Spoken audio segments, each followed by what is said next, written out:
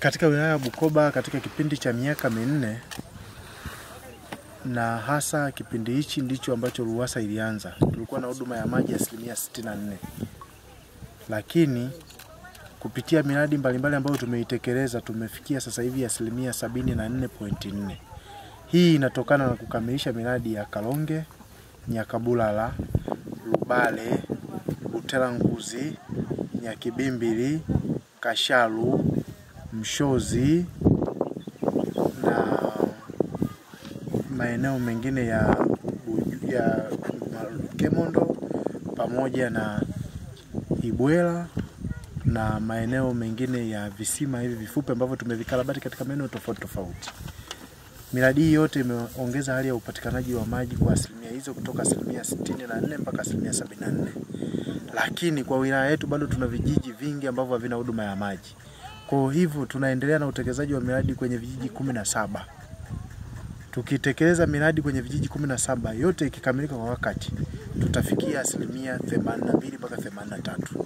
Hiyo itapatikana kwa kukamilisha mradi wa Bushasha, mradi wa Buma, mradi wa Katoro, mradi wa Kikomelo Butakia, mradi wa Migala, mradi wa Kemondo,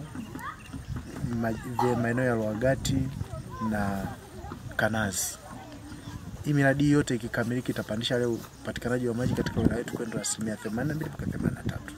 Je, mna vijiji vingapi mnavyohudumia? Vijiji katika wilaya ya Bukoba tuna vijiji 94.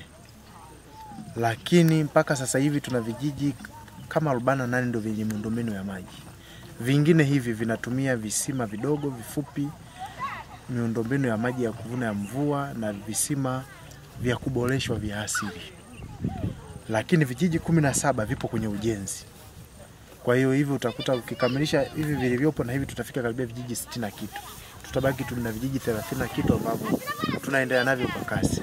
Lakini kwa sasa hivi tumepanga kudesign na kuandaa michoro katika vijiji vingine 5 ambavyo kuanzia mwezi wa 7 tena tutaanza utekelezaji wa miradi mipya.